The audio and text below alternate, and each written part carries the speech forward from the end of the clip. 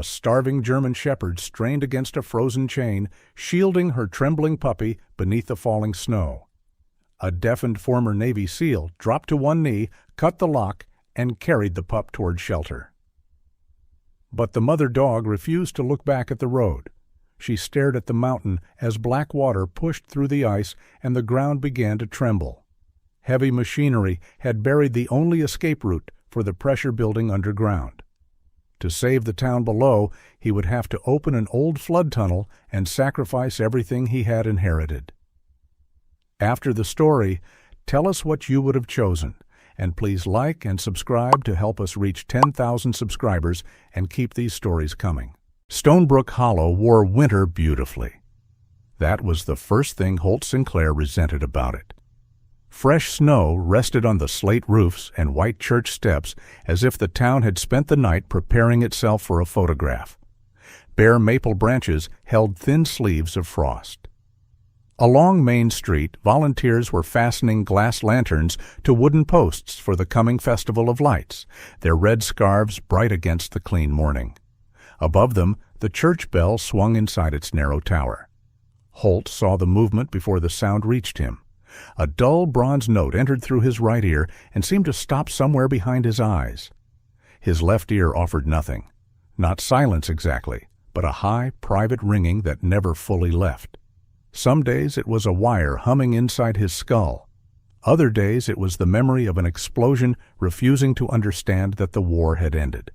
A woman on the church steps called something to him. Holt turned too late. She was already looking away, assuming he had ignored her. He adjusted the small gray hearing device behind his left ear and kept walking. At 47, Holt still carried the proportions of the man the Navy had once trained. 6 feet tall, broad through the shoulders, narrow through the waist, his strength built from repetition rather than vanity. But time had changed the surface.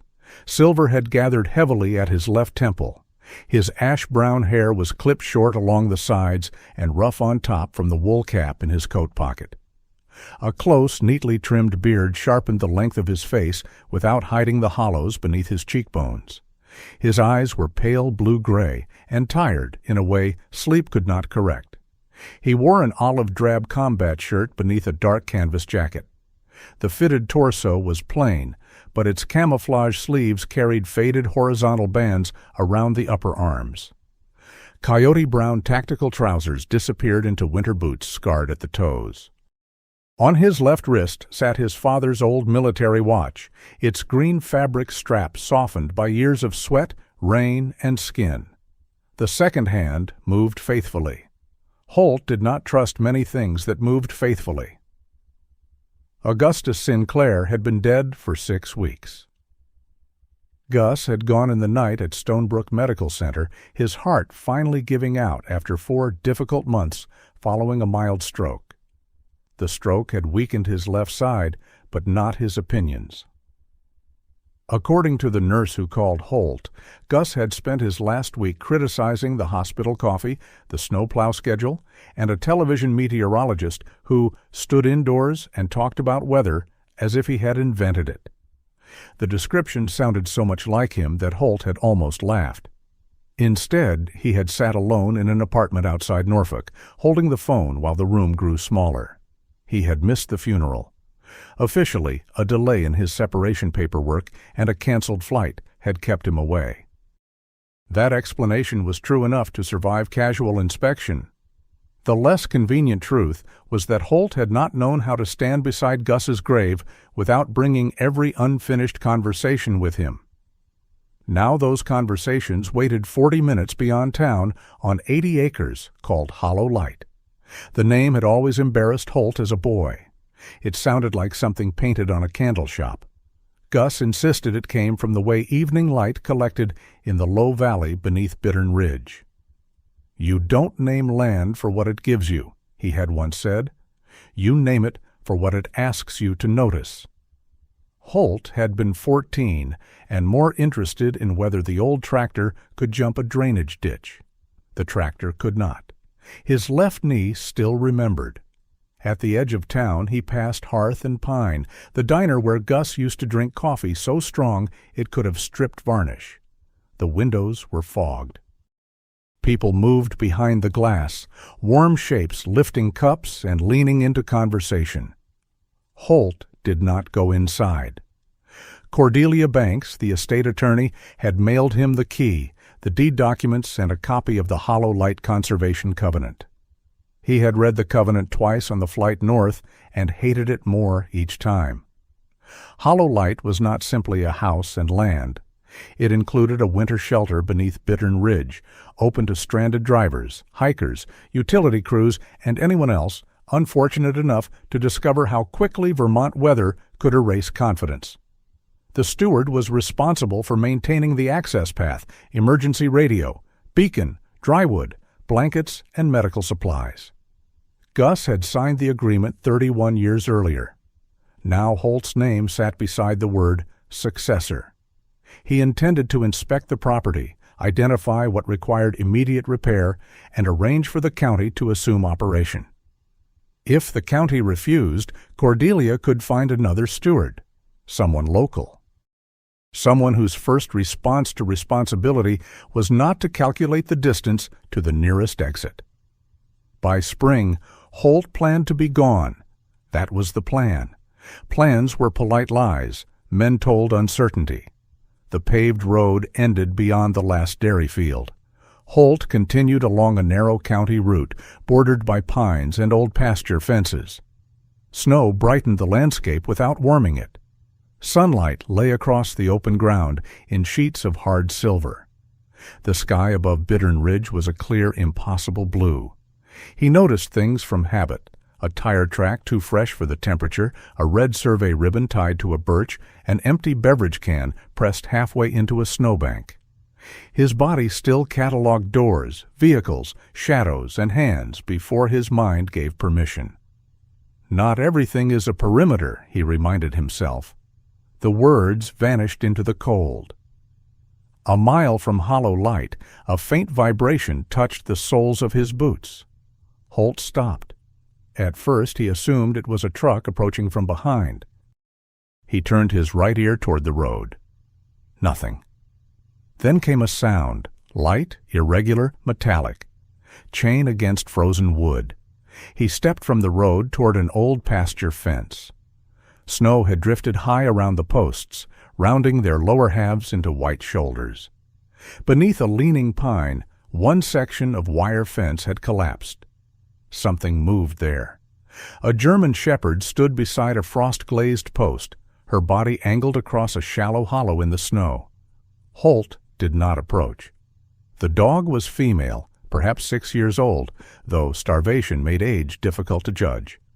Her yellow and black coat was clumped with ice and dirt.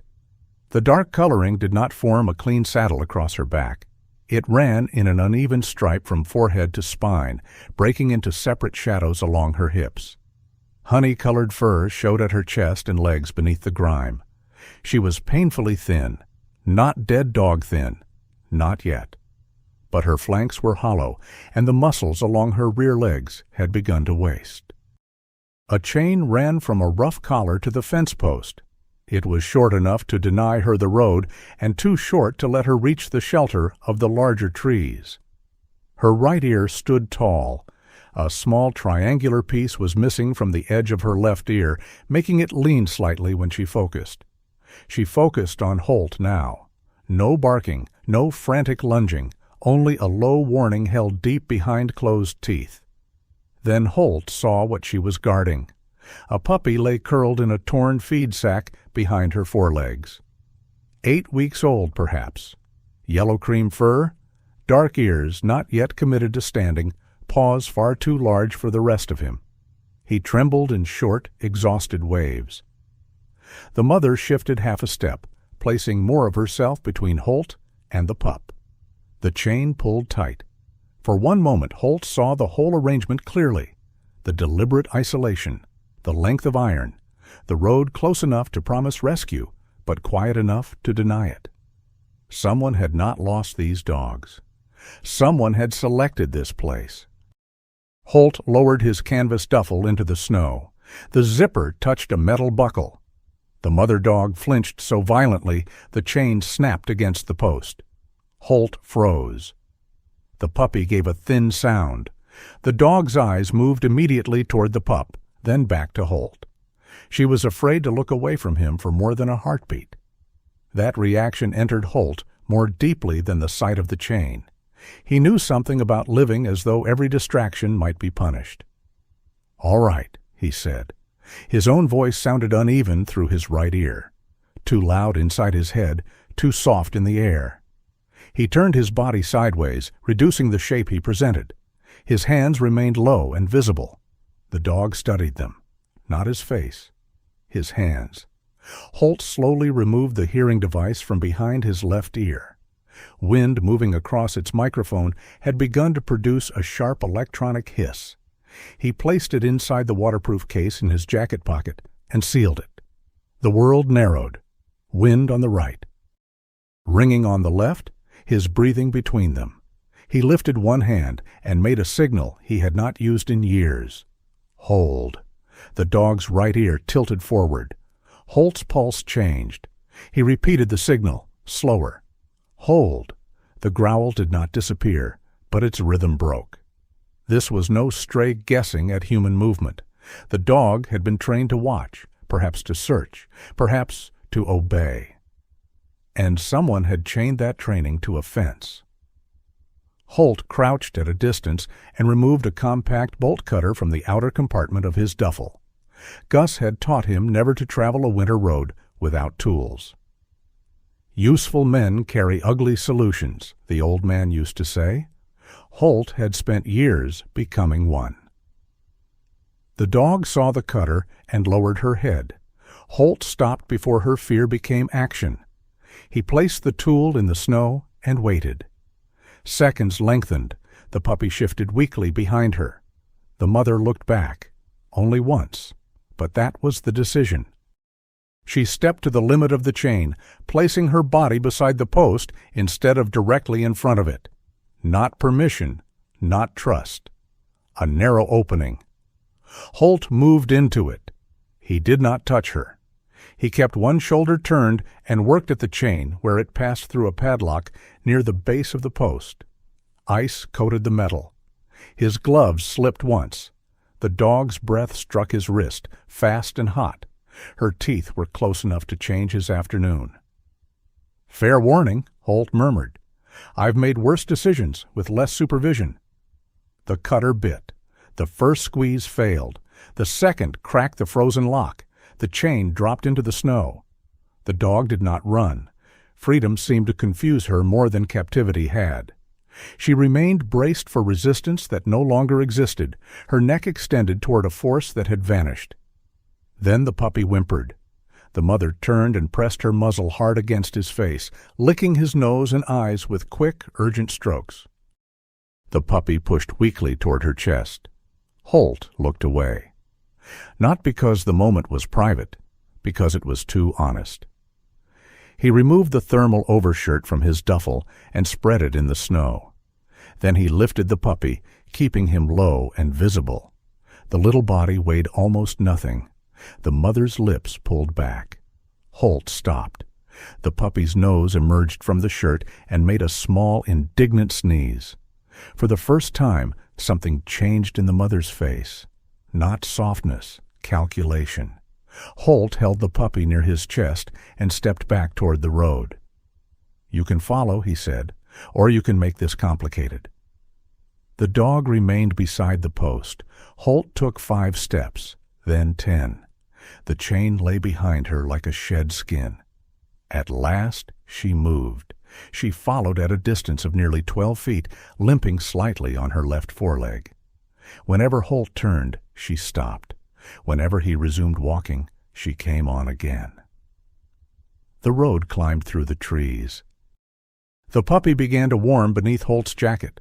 A pale patch of fur showed on his chest, divided into 3 rounded points. "Clover," Holt said. The puppy opened one eye. "It's not heroic. Don't get attached." Behind him, the mother dog walked through the snow without lowering her guard. Hollow light appeared beyond the final rise. Gus's timber cabin, a weathered barn, a low equipment shed, and, farther downhill, the stone and wood winter shelter tucked against the base of Bittern Ridge. The beacon on the shelter roof was dark. No smoke rose from the cabin chimney. Holt stopped at the edge of the property. For most of his life, he had imagined coming back as a surrender. He had expected the place to recognize him, accuse him, or forgive him. It did none of those things. It simply stood there, needing work. The mother dog came closer, but did not pass him. Her gaze moved beyond the buildings toward the ridge. A fresh construction road had been cut through the upper pines. Its exposed earth made a brown wound across the white slope. Survey stakes marked the turn toward the unfinished resort site. The dog's body tightened. Holt followed her stare. Along the old embankment above Hollow Light, sunlight caught a thin, dark line running through the snow. At first it looked like the shadow of a buried branch. Then a small section widened. The dog's ears flattened. Holt heard nothing from the mountain. No crack, no warning, only the endless tone inside his left ear. But the German shepherd stepped in front of the puppy and stared up at Bittern Ridge as though something beneath the snow had just spoken her name. The first fire did not want to live. Holt knelt before the iron stove with one knee against the cold floorboards, feeding thin curls of birch bark beneath 2 pieces of split maple. The flame caught, leaned sideways, then shrank until it was little more than an orange thought. "Commit," he told it. The fire ignored him. Behind Holt, the puppy made a small snuffling sound from inside the thermal shirt. The mother dog remained near the front door, standing on legs that trembled when she thought no one was looking. The cabin had been cold for 6 weeks. Cold lived differently in an empty house. It settled into the table, the cupboards, and the brass hinges. It waited inside folded blankets. It made the air smell of dust, pine boards, and the faint mineral bitterness of old ash. Holt struck another match. This time the bark curled black along its edges. Flame moved into the kindling, then rose between the logs with quiet determination. Heat would take time. Everything in the room seemed to understand that, except the puppy. He crawled from the shirt, pushed himself upright, and immediately fell over. Holt looked at him. The puppy looked back with round brown eyes, as though gravity had violated an agreement. "Strong opening," Holt said. The mother dog lifted her head. She had chosen the far wall, where she could see the stove, both doors and every window. Even exhausted, she had placed herself between the puppy and the room. The broken chain was gone, but her body still carried its length.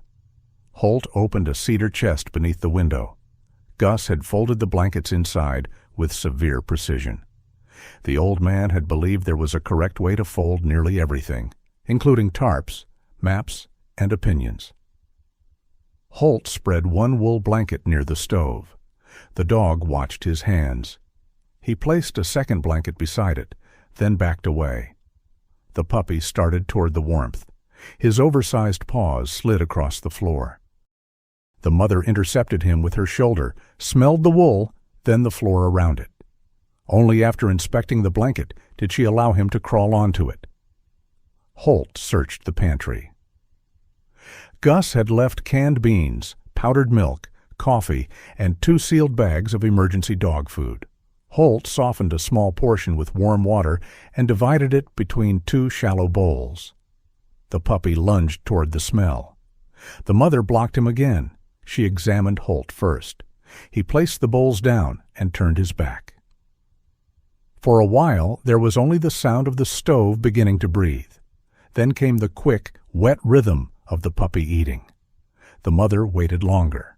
When she finally lowered her head, she ate slowly, stopping every few seconds to look toward Holt. He kept his attention on the dark kitchen window. Trust, he thought, was sometimes nothing more dramatic than allowing another living thing to eat without being watched. Holt slept badly on the floor.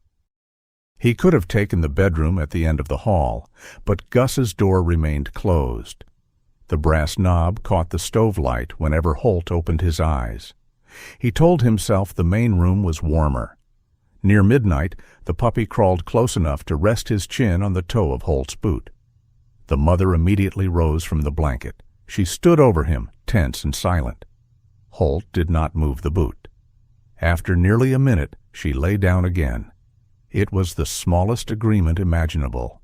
It kept him awake for another hour. Morning arrived pale and sharp. Frost covered the lower panes of the windows in branching white patterns. Beyond them, hollow lights shone under fresh snow, every roof line and fence rail cut clean against the sky. Holt's phone found one bar near the kitchen sink. The veterinary clinic answered on the third ring. The woman on the line asked for his name, then went quiet for half a second after he gave it. Sinclair? Holt Sinclair. I know who you are. He looked toward the dogs. That makes one of us. The woman did not laugh. This is Dr. Nora Pike. What happened? He explained the road, the chain, the puppy, and the condition of the mother. Nora asked short questions about breathing, gums, movement, food, and visible injuries. Her voice was low and rough-edged, as if she had spent years speaking over barking animals and worried owners. Do not touch the mother's neck, she said. I reached that conclusion. Good. Keep them warm. Small portions only. I'll be there in 30 minutes. The line went dead. 24 minutes later, a mud-splashed veterinary truck rolled into the yard. Nora Pike stepped out carrying a black medical bag. She was 51, lean without looking fragile, dressed in a blue-gray field coat over a charcoal turtleneck and dark cargo trousers. Her brown hair, threaded with silver, was tied low at the back of her neck. One pale streak began at her right temple and disappeared into the knot. She met Holt's eyes once, noticed the device behind his left ear, and shifted naturally to his right side before speaking. That simple adjustment unsettled him more than sympathy would have. You always arrive early? He asked, only when someone says starvation and puppy in the same sentence. Nora entered the cabin without extending a hand to the dogs. The mother rose immediately. Nora stopped. For several seconds, neither moved. Then Nora's expression changed, not softened, broke perhaps in one carefully controlled place. Juniper, she said. The name moved through the cabin like warmth finding a crack. The dog's right ear lifted. Her body remained rigid, but her eyes fixed on Nora's face with unmistakable recognition. Holt looked between them. You know her. Nora set the medical bag down slowly. Gus's search dog. Holt turned toward Juniper again. The name fit her more than he wanted it to. Nora lowered herself to one knee at a distance. Hello, old girl. Juniper did not approach. She also did not growl. That, Nora seemed to understand, was enough. The examination took nearly an hour. Nora did not force contact. She watched Juniper walk, studied her breathing, and waited for permission before touching her flank. Holt sat against the table with Clover in his lap, while Nora checked the puppy first. Clover attempted to chew the cord of Nora's stethoscope. She moved it away. He tried again. This one appears morally flexible, Nora said. He attacked my boot before sunrise. Then your security system is operational. Clover had no broken bones. He was underweight and mildly dehydrated, but his lungs sounded clear. Nora estimated his age at 8 weeks. When she examined Juniper, the humor disappeared. The dog had pressure sores along her hindquarters, worn patches where restraints had rubbed, and a curved burn on her left shoulder. The fur around her neck had been damaged by long-term friction. Nora found signs that Juniper had been kept in confined quarters for months. She gave birth recently, Nora said. Clover is hers. Holt looked at the mother's hollow sides. How did she keep him alive? the same way animals keep doing impossible things when no one gives them a better choice. Nora's hand stopped near Juniper's neck. The dog's body turned to stone. Nora withdrew immediately. "No collars," she said. "Harness only, and nothing tight. She needs several weeks before she should travel any real distance. No climbing, no long walks, no heroic mountain nonsense." "I hadn't scheduled any." "Men like you rarely schedule it. You improvise." Holt almost asked what men like him meant. Then he saw the answer in the room. Military shirt, old watch, locked jaw, a dog watching every movement. He let it pass. Nora washed her hands at the sink. Her gaze settled on Juniper again. "2 years ago," she said, "Gus told me a private working dog foundation wanted to evaluate her. North Ridge. They said she could continue search work with younger handlers." "Did he agree?" "The transfer document says he did." "But—" Nora dried her hands slowly. "Gus would argue for 20 minutes over who borrowed a snow shovel. He would not send Juniper out of state without saying goodbye to half the county." According to the records, North Ridge Working Dog Foundation had moved Juniper to New Hampshire. The digital transfer carried Gus's signature. Nora had questioned it, but the foundation confirmed the relocation and stopped returning detailed inquiries. At the time, Gus had already begun showing signs of heart trouble. "A private foundation can own a working dog?" Holt asked. "Juniper belonged to Gus personally. The county certified the team, not the ownership. On paper, the transfer was legal." "And off paper?" Nora looked toward the scars around Juniper's neck. "Off paper, she ended up chained beside a road with a nursing puppy." Clover had fallen asleep across Holt's forearm. One front paw rested against the face of his father's watch. Holt studied the moving second hand beneath the small paw. He had returned intending to settle Gus's unfinished obligations. Now one of them was breathing against his wrist. A metal pot slipped from the drying rack behind him. It struck the counter on Holt's left side and fell to the floor. Holt saw Nora react before the sound reached him properly. He turned, late and disoriented. Juniper crossed the distance between them. She did not bark. Her nose touched the inside of Holt's left wrist. Then she turned her head directly toward the fallen pot. The contact lasted less than a second. Juniper retreated at once, startled by her own decision. Nora stared at her. "What?" Holt asked. "Gus trained orientation alerts." "For search work?" "For chaotic environments, chainsaws, engines, storm noise. Juniper would identify a sound and indicate direction to a handler." Holt looked down at the place where her nose had touched him. "She noticed I didn't." "Yes." Juniper returned to Clover, but something had shifted in the room. Not affection, not ownership, recognition of a missing thing. By early afternoon, another vehicle entered the yard. An older green station wagon stopped near the porch. Ruth Hartwell emerged carrying a metal pot in both hands, followed by a paper sack tucked beneath one arm. She was 66, broad-shouldered, and solid, with silver-brown hair pinned at the back of her head by a copper clip. Her forest green coat was open over a denim shirt and burgundy canvas apron, as though she had left her diner between orders and expected to return before anyone burned the biscuits. Ruth looked Holt over. "You have Gus's habit of making a house look underfed." "Good afternoon." "That depends on the coffee." She entered, saw Juniper, and stopped. Unlike Nora, Ruth did not speak the dog's name. Her face tightened with anger first, grief second. "Who did this?" "We don't know," Nora said. Ruth set the pot down harder than necessary. "Someone does." She had brought stew, bread, dog food, and firewood. Holt objected to the last item because the property had several cords stacked beside the shed. Ruth looked through the window at the snow-covered pile. "That wood is green." "I can split dry stock." "You can also accept help and save daylight. Try not to injure yourself from the novelty." Over stew, Ruth explained what had changed in Stonebrook Hollow.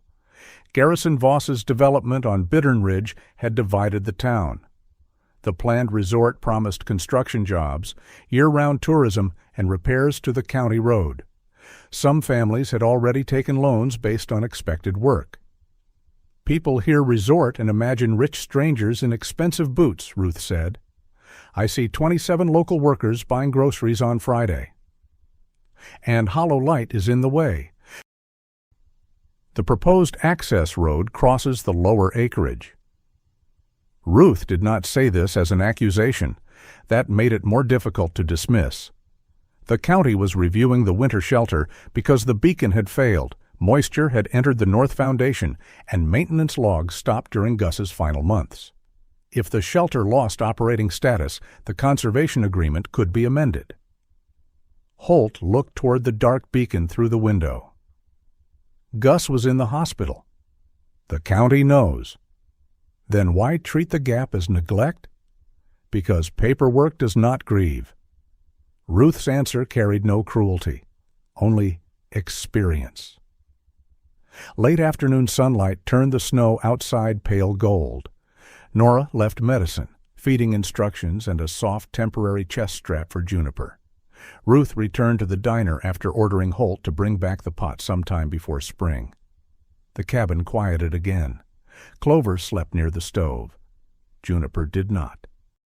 She stood and moved toward the back door, favoring her left foreleg. Holt assumed she needed outside and opened it. Juniper crossed the yard slowly. She did not go toward the trees or the road. She headed for the winter shelter at the base of the ridge. Holt followed at a distance. The shelter was low and practical, built from stone, timber, and a steep metal roof designed to shed snow. Its beacon remained dark. Frost had sealed one corner of the doorframe. Juniper stopped several feet from the entrance. Holt opened the door. She refused to move. Not interested? Her gaze remained fixed on the ground along the northern foundation. Then she began to scratch, weakly at first. One paw, then the other, scraping powder away from a band of hard ice. Holt crouched beside the area without touching her. Beneath the snow, a narrow crack ran along the base of the stonework. Black water seeped through it. Not much, barely enough to wet the ice. But the temperature had remained below freezing all day. Water should not have been moving there. Juniper stepped back, her breathing suddenly fast. She stared at the crack as if the darkness beneath it held a memory with teeth. Holt placed his glove against the foundation. A faint vibration traveled through the stone. The thing Juniper feared was not waiting inside the shelter. It was moving somewhere underneath it. Cordelia Banks arrived at Hollow Light in a dark sedan carrying 3 document cases and no visible intention of offering comfort. The car stopped beside the cabin shortly after 9. Cordelia emerged in a charcoal wool coat that fell cleanly below her knees, ox-blood boots, and thin copper-framed glasses. Her silver hair was cut in a straight bob at her jaw, undisturbed by the wind except for one narrow strand against her cheek. She looked first at the cabin, then at the dark beacon on the shelter roof. Only afterward did she look at Holt. "You have not signed the acceptance papers," she said. "Good morning." That was not a criticism. It had the posture of one. Cordelia's mouth shifted by less than a smile. "Your grandfather said you were difficult before breakfast. He trained early." She opened the rear door and removed another file case. Holt stepped forward to take it. Cordelia allowed him to carry one. The other 2 remained in her hands, suggesting either independence or distrust of his filing habits. Inside the cabin, Clover had discovered a loose thread at the edge of the rug and was pulling it with the solemn concentration of a demolition contractor. Juniper lay near the stove in the soft green chest harness Nora had fitted the day before. She watched Cordelia enter, but did not rise. Cordelia paused. "Juniper." The dog's right ear moved. Cordelia did not approach. She placed her cases on the table and removed her gloves one finger at a time. I wondered whether Nora had been mistaken. Nora doesn't seem to make that a habit. No, she saves mistakes for people who ignore her instructions. Her gaze traveled over Juniper's thin frame and the damaged fur around her neck. Something tightened behind Cordelia's glasses, then disappeared beneath professional control. Holt had begun to recognize that reaction in people who had known the dog before. Recognition first. Then the private arithmetic of guilt. Cordelia opened the thickest folder. "The Conservation Covenant is not a conventional restriction on the land," she said. "It does not require you to preserve the shelter exactly as it stands." Holt leaned against the counter. "Ruth said the county can close it. The county can suspend its operating status if minimum safety requirements are not met. That is different from dissolving the covenant." She turned the document toward him and tapped a paragraph marked with yellow paper. "The obligation is functional continuity. Emergency shelter access must remain available along the Bittern Ridge corridor. The stone building is one method of providing that function. It is not, legally speaking, the function itself." Holt read the paragraph twice. "So I could replace it." "If the county approved the replacement." "Move it." "Possibly." "Close it and let them run something elsewhere." Cordelia studied him above the frames of her glasses. "You could petition for transfer of stewardship. Whether anyone would accept is another matter." "That sounds like a county problem." "It becomes a county problem after it finishes being yours." Holt pushed away from the counter. The words landed harder than their volume justified. He had heard variations of them most of his life. The equipment was his until relieved. The position was his until replaced. The men were his until extracted. Responsibility was a coat others placed over his shoulders, then praised him for wearing in bad weather. Cordelia seemed to read part of that in his face. "Gus did not leave you a monument," she said. "He left you authority over a public obligation." "That is supposed to sound better?" "No, it is supposed to sound accurate." Clover chose that moment to pull the rug thread free and tumble backward into a table leg. Cordelia looked down. The puppy blinked at the furniture as if considering legal action. "He appears persistent," she said. "He lacks evidence." "That has never stopped persistence." They went to the shelter after Holt placed Clover in the cabin and opened the back window slightly for air. Juniper followed only as far as the porch. When Holt continued toward the shelter, she rose. Nora had ordered short distances only. The shelter stood less than 100 yards downhill, but Juniper moved carefully, favoring her left foreleg. Holt slowed without acknowledging that he had done so. The northern foundation remained wet beneath the ice. Cordelia crouched beside the black seepage, balancing neatly despite her long coat. "Was this here when you arrived?" "I noticed it yesterday." "Photograph it. Date it. Do not scrape, dig, or improve anything before the county engineer sees it." "I was going to repair the beacon." "You may repair electrical equipment after documenting its condition. Do not repair the foundation." "Because?" "Because if someone later claims you caused the damage, I would prefer the accusation to be merely dishonest rather than plausible." Inside the shelter, the air smelled of stone, old wood, and cold metal. The main room held 2 narrow benches, a cast-iron stove, supply cabinets, and a radio station mounted beneath the front window. The place did not look abandoned. It looked interrupted. Blankets remained stacked behind cabinet glass. Firewood filled half the rack. A kettle sat upside down beside the stove. On one wall, Gus had pinned a weather map with 3 handwritten notes in red pencil. Cordelia opened the equipment room at the rear, using a key from her case. "I found this listed in the property inventory," she said. "The county inspector marked it inaccessible." Why? The key was in Gus's legal file. Holt looked at her. Cordelia lifted one eyebrow. Your grandfather believed obvious storage locations encouraged thieves and relatives. The equipment room was narrow and crowded with shelves. Spare radio batteries, beacon lenses, climbing rope, and old first aid tins filled labeled compartments. Nothing waited beneath a loose board. No locked chest sat behind the wall.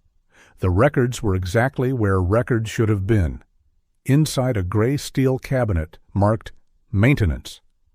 Holt pulled the top drawer open. Folders had been arranged by year. The earliest dated back more than 3 decades. Gus's handwriting appeared on the tabs, angular, heavy, and impatient with curves. The most recent binder held inspection sheets, photographs, hand-drawn diagrams, and pages of measurements. Holt opened to the final section. Columns tracked dates, temperature, snow depth, and water levels. Other pages recorded vibrations at 3 points around the shelter foundation. Several entries carried a rectangular county stamp. Unverified, non-standard measurement. Meaning? Holt asked. Cordelia adjusted her glasses. Meaning Gus did not use approved equipment or an approved reporting format. Were the readings wrong? The stamp does not answer that question. Holt turned another page. Gus had written in the margin, water rising beneath north footing, not groundwater alone. Check upper spillway before thaw. The date was 5 months earlier, shortly before the stroke. Another note read, vent pull weak, possible obstruction above tunnel. The final line had been underlined twice. If the hill cannot drain, the hill will choose where.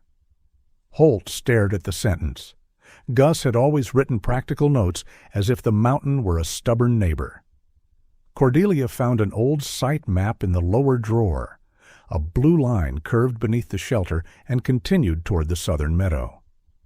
This is not shown on the current county survey, she said. Drainage? Possibly. The answer came from the doorway.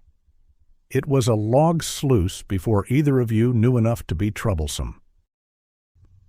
The man standing there was 70 and shaped by age, without having surrendered to it. Elias Fenwick was tall but slightly stooped, with a long, weathered face, deep-set pale eyes, and a gray beard trimmed close along his jaw.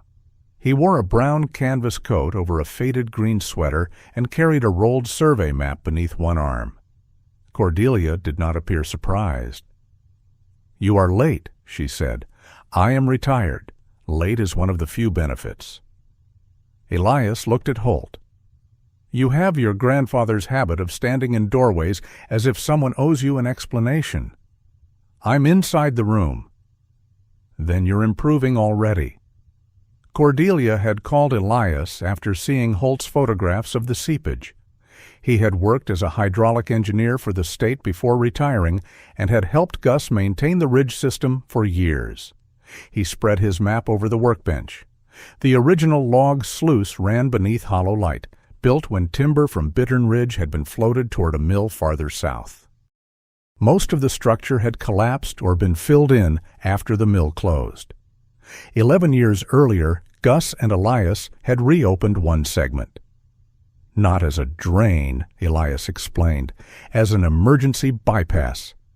His finger followed the blue line beneath the shelter.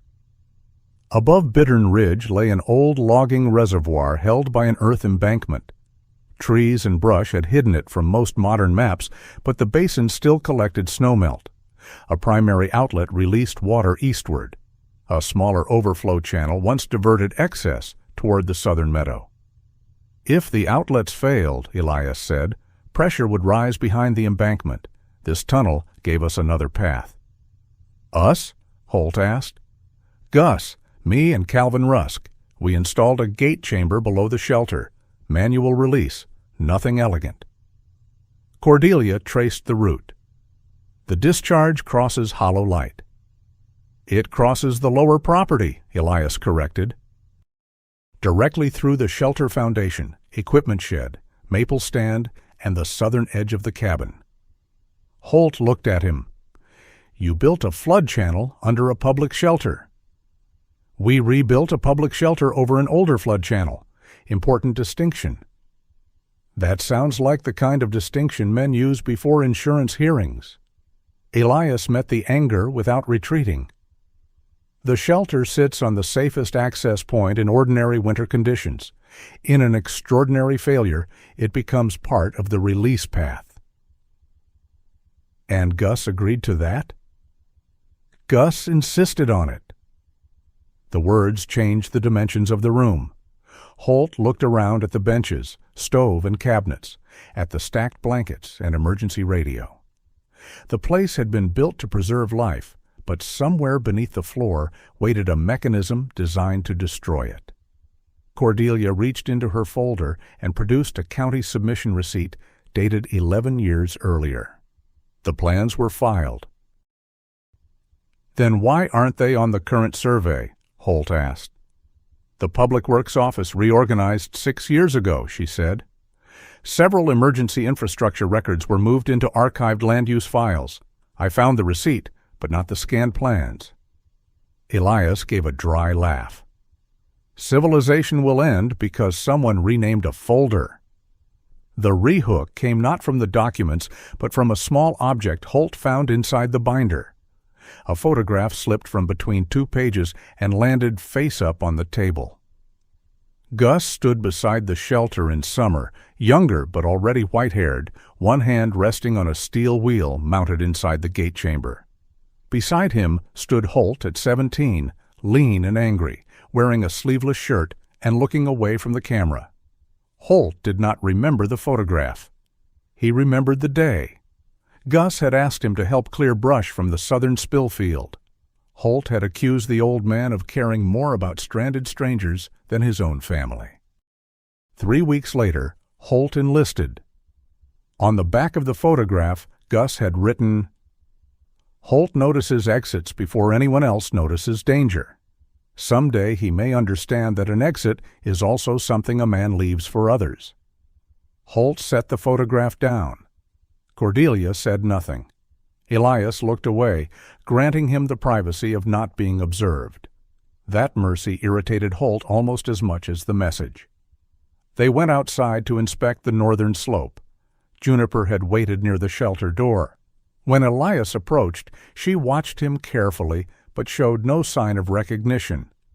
2 years of harm had rearranged the map of everyone she once knew. Holt followed the line of the old vent shaft uphill. The path ran only a short distance into the trees, gentle enough that Juniper could move slowly beside them. Near a cluster of firs she stopped, her body lowered. Holt saw the debris before understanding it.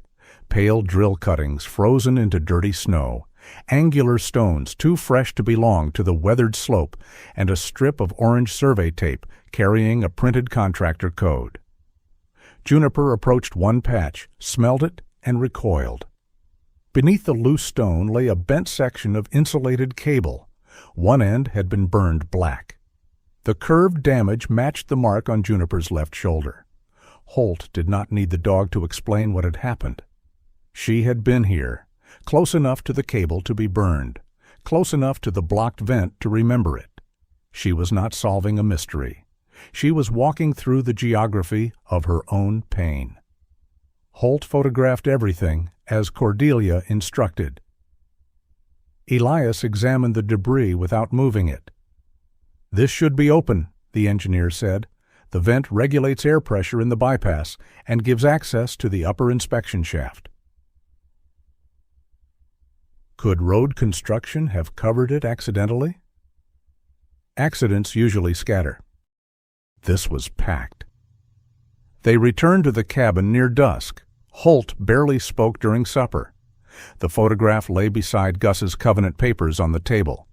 Clover slept with one ear folded across his face. Juniper rested near the stove, exhausted by the short walk.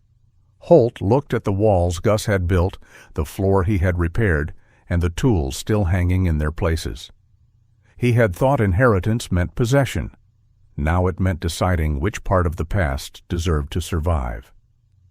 The distinction felt like another order. By 9, Holt had packed his duffel. He folded the combat shirts, sealed the hearing aid batteries, and placed the unsigned acceptance papers on Cordelia's folder. He would drive to Burlington in the morning, call from the airport, and let the county appoint someone who believed sacrifice was a form of belonging. Juniper watched from the blanket. "You don't know me well enough to be disappointed," he told her. He went outside to retrieve the bolt cutter from the equipment shed. The night was clear, the snow blew beneath the moon. Holt crossed the yard with his right ear turned toward the cabin, listening for the faintest sound from Clover. A pine branch cracked above his left shoulder. He did not hear it. Juniper struck him behind the knees. Holt fell sideways as the heavy branch came down, smashing across the path where he had been standing. Snow exploded around him. The impact traveled through the ground and into his ribs. For several seconds, he lay stunned. Juniper stood over him, trembling from the effort. Her damaged foreleg nearly collapsed, but she remained between Holt and the fallen branch. He pushed himself upright.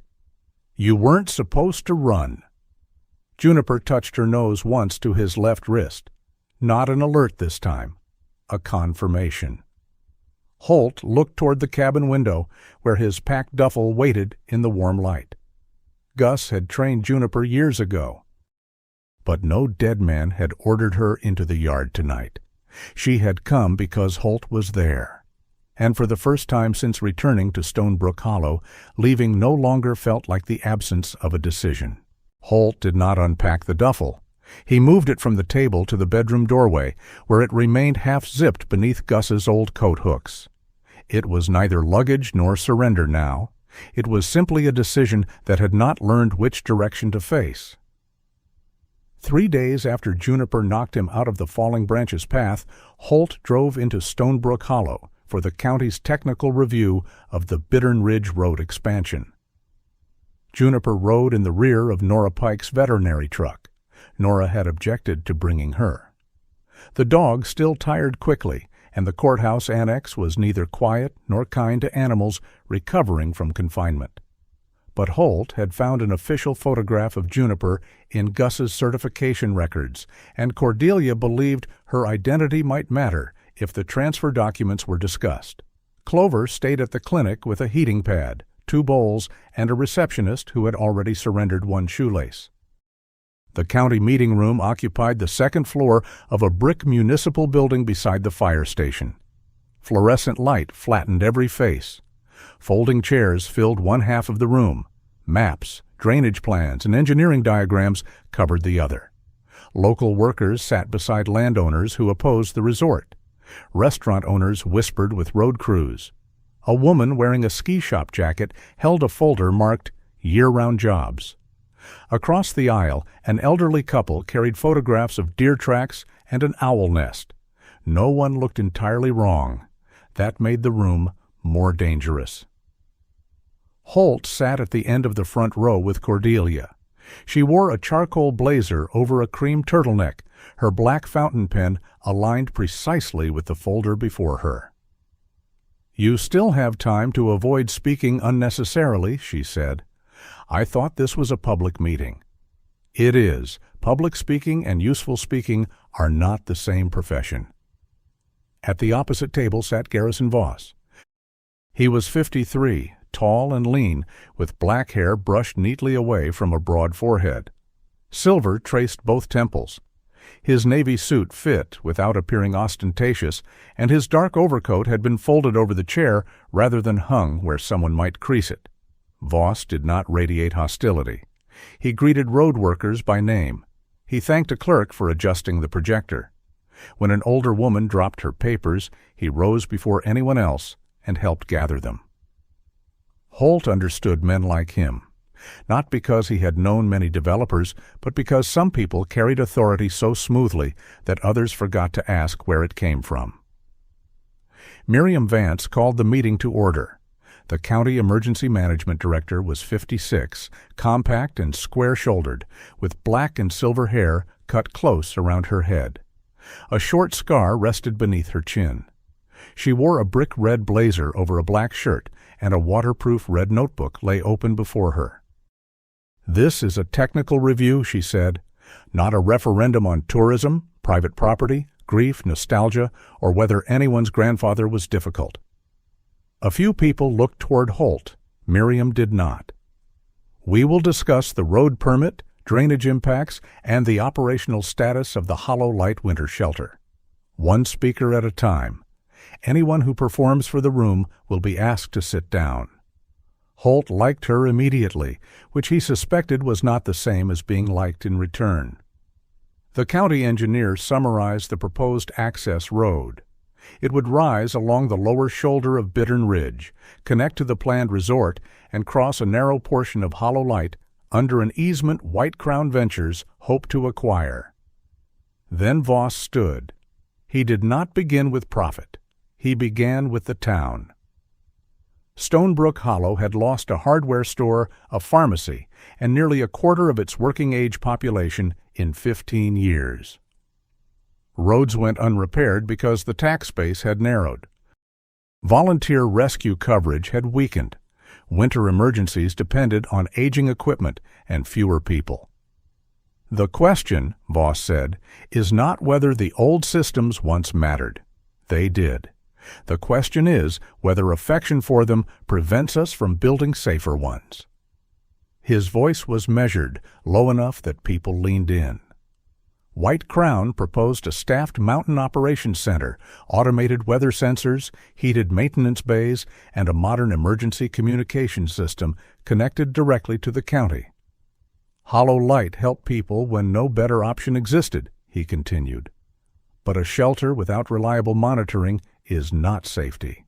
It is hope arranged in a stone room." A murmur passed through the audience. Holt watched Voss's hands. No restless fingers, no theatrical chopping motions. His palms stayed open near the edge of the table. A man displaying that much calm was either honest or practiced, often both. When Holt's turn came, he did not stand at first. "The North Foundation is taking water below freezing," he said. "The upper vent for the old bypass has been packed with drill spoil. Contractor survey tape and burned cable were found beside it." Voss turned toward him with attentive concern. "Have those findings been independently verified?" "Not yet." "Then they should be." No denial, no irritation. Holt continued. "My grandfather logged rising water and ground movement before his stroke." The engineering consultant beside Voss, a narrow man with rimless glasses, opened a report. "The late Mr. Sinclair's readings were taken with non-calibrated instruments," he said. "They lack repeatable methodology, baseline correction, and verified coordinates." "Water doesn't need an approved form to move downhill," Holt replied. Several people smiled. Miriam did not. "And concern does not become evidence because it is expressed well," she said. "Continue, Mr. Sinclair." Holt looked at the drainage map projected on the wall. The old logging reservoir did not appear. Neither did the emergency bypass beneath Hollow Light. "Your map is incomplete," Voss answered this time. "If there is undocumented infrastructure, White Crown will fund a proper survey." "After you stop dumping fill over it?" A small change entered Voss's expression. Not anger, a careful withdrawal of warmth. "Our contractors have operated within the approved disturbance zone. Your approval was based on a map that doesn't show what's there. Which is why I just offered to fund verification." The response was reasonable. Holt disliked it more than a lie. During a recess, Voss approached him near the window. Up close, he smelled faintly of cedar. His eyes were gray-blue, clear and tired around the edges. "I knew Gus," Voss said. "Most people here seem to claim that." "Most people knew the version of him that helped them." "And you knew another?" Voss looked through the glass toward the white line of Bittern Ridge. "My wife Elise spent a night in Hollow Light 16 years ago. Her car went off the upper road during a storm." Holt had seen Elise Voss's name in an old shelter ledger. Gus found her. Gus and 3 volunteers. She survived the night." The final words carried no gratitude. Voss rubbed his thumb once against the side of his forefinger. She developed complications afterward. Her health never fully recovered. She died that spring. "I'm sorry." Voss accepted the words without pretending they repaired anything. "People told me hollow light saved her. Perhaps it did. But they also treated the outcome as proof the system worked. No one asked why it took 9 hours to locate her. No one asked why the upper road had no sensors, no maintained communications, and no funded response team."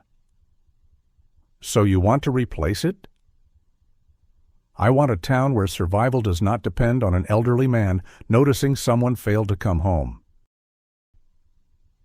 For a moment, Holt saw not a developer, but a widower who had built an entire philosophy around the day mercy arrived too late to feel merciful. Then Voss added, "Gus mistook sacrifice for infrastructure." Holt's sympathy closed without disappearing. "And you mistake money for control." Voss considered that. "Perhaps, but control keeps roads plowed." A county clerk called them back inside. The meeting resumed with public comments. Ruth spoke about the jobs the resort promised, then about the danger of treating a conservation covenant like an inconvenience. A road worker described the months he had spent unemployed. A retired teacher asked who would maintain the proposed technology after White Crown's tax incentives expired. No one delivered the sentence that solved the room. Near the end, Miriam closed the public record and reviewed the options. The county could suspend the road permit immediately, but only with documented evidence of imminent risk. It could approve the permit unchanged, which she said was unlikely. Or it could order an independent inspection of the upper drainage system, the embankment, and Hollow Light's undocumented bypass. "How long?" Holt asked. 30 days for a full technical review." 30 days during winter thaw cycles. "We are below seasonal averages." "For now." Miriam met his eyes. "I have Gus Sinclair's notebooks, an unverified seep, a blocked opening of uncertain function, and a dog with injuries that may or may not be related to the site." Juniper waited in the corridor with Nora, beyond the half-open door. "She remembers that place," Holt said. "I believe she experienced something there. That does not tell me the stability of an earth embankment." She warned before the branch fell. Miriam's expression did not change. "And I am glad she did. But I cannot evacuate homes, close a county road, or halt contracted employment because a dog reacts to sounds we have not measured." The words were hard because they were true. Miriam continued more quietly. "Intuition can tell us where to look. It cannot be the final authority over hundreds of lives." Holt sat back. The county ordered a 30-day inspection and temporary limits on heavy hauling near the northern drainage line. White Crown agreed to cooperate. No one won. That afternoon, as Holt crossed the rear parking lot, a man stepped from behind a salt-stained freight van. He was shorter than Holt, thick through the shoulders and soft around the middle. A rust-brown trucker jacket hung open over a gray hoodie. His thinning light brown hair was flattened beneath a faded blue cap, and oil lived permanently in the creases of his hands. "You Sinclair?" he asked.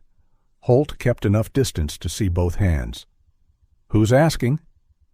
"Denny Pruitt." The name meant nothing until Denny added, "I haul for Morrow Site Logistics," one of the Bittern Ridge subcontractors. Denny looked toward the municipal building. His right thumb rubbed repeatedly across his palm. "I don't have long." "Then start with the part you came to say." Denny's mouth tightened. "You military people always talk like that?" "Only when someone approaches from behind a van." Denny almost smiled. Fear erased it. He handed Holt a folded sheet of paper. It contained coordinates and a rough diagram of a storage yard north of the resort road. Temporary equipment lot, Denny said. Wasn't on the main contractor map. What am I looking for? Old drainage pipe, rock fill. Maybe cable. Maybe. I drove loads. I didn't inspect them. Holt unfolded the second item, a printed photograph. Juniper stood inside a wire transport crate in the bed of a work truck. A muzzle covered her face. Her ribs showed through dirty fur, and one side of the crate had been draped with a blue tarp. The image was dated 4 months earlier. Holt kept his voice level. Who took this? I did. Why? I thought I might need proof. You had proof. Denny looked away. Snowmelt dripped steadily from the annex roof. The site foreman, Travis Morrow, had crews packing the old overflow channel, Denny said. Kept runoff off the new roadbed. The dog kept going crazy near the north cut. Not wild. Alerting, scratching at the fill. She tore through a sensor cable trying to get back there. The burn on her shoulder. Could be. Who put her in the crate? Doyle Keats, transport supervisor. And Voss? Denny's eyes moved toward the building again. I heard him tell Travis to get the dog off the property before morning. Said he didn't want the project named in a veterinary report. That is not the same as ordering someone to chain her beside a road. No. Who did that? Denny's thumb stopped moving. Doyle. You saw him? Denny swallowed. I was driving. The parking lot seemed to lose sound. Holt understood then. Denny had not heard about Juniper's abandonment. He had transported her to it. She had the pup? Holt asked. Not outside yet. She was pregnant. We didn't know until she got bigger. And you watched Doyle chain her. I stayed in the cab. The confession was not dramatic. Denny did not weep or ask forgiveness. He stood beneath a leaking roof with dirty hands and admitted the exact dimensions of his cowardice. My brother's on oxygen, he said. I lose that work, we lose the apartment. Travis told me if I opened my mouth, the missing material logs would carry my employee number. That explains the fear. Denny flinched. It doesn't excuse it, Holt finished. No. The answer gave Holt nowhere easy to place his anger. Denny pointed at the coordinates. There's more in that yard. I don't know how long. Will you make a signed statement? Not yet. Then Cordelia can't do much with this. I know. Denny backed away. I came because I heard the dog lived. He looked at the photograph once more before Holt folded it. I kept telling myself somebody else would stop it, he said. Turns out everybody else was telling themselves the same thing. Then he left. Cordelia examined the photograph and coordinates in an empty conference room. She confirmed they could justify a request for investigation, but not an immediate stop order without corroboration. Nora brought Juniper inside after most of the crowd had gone. The dog wore her green harness and moved carefully beside Nora's right leg. Holt did not show her the photograph. She had already lived it. Miriam returned to collect her notebook. Cordelia gave her a factual summary of Denny's claim, omitting his name until he agreed to formal contact. Miriam listened, jaw tight. I'll accelerate the site inspection, she said. How much? Holt asked. Days if I can get state personnel. Not 30? Do not confuse revision with surrender, Mr. Sinclair. People began folding chairs. A maintenance worker rolled up an electrical cord. The room emptied of arguments but retained their heat.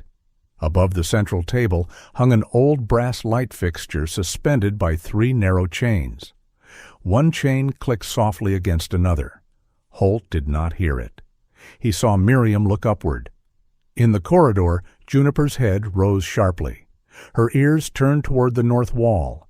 She stepped in front of Nora and stood rigid, staring beyond the brick, beyond Main Street, toward the white slope of Bittern Ridge. A faint tremor passed through the floor. The water in Miriam's glass shivered once, then became still. No alarm sounded, no plaster fell. Outside, the winter afternoon remained bright and orderly. Miriam closed her red notebook. "The inspection is no longer scheduled for 30 days, she said. Holt looked toward Juniper. For months, men had kept their hands clean by passing responsibility down the line. The mountain had no such arrangement. 3 weeks after Holt cut Juniper's chain, winter changed its mind.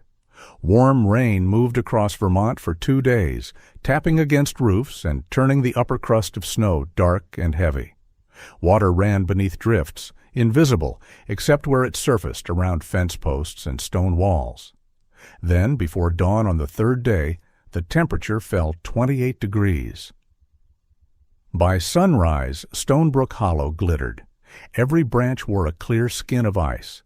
The roads shone beneath a thin frozen glaze.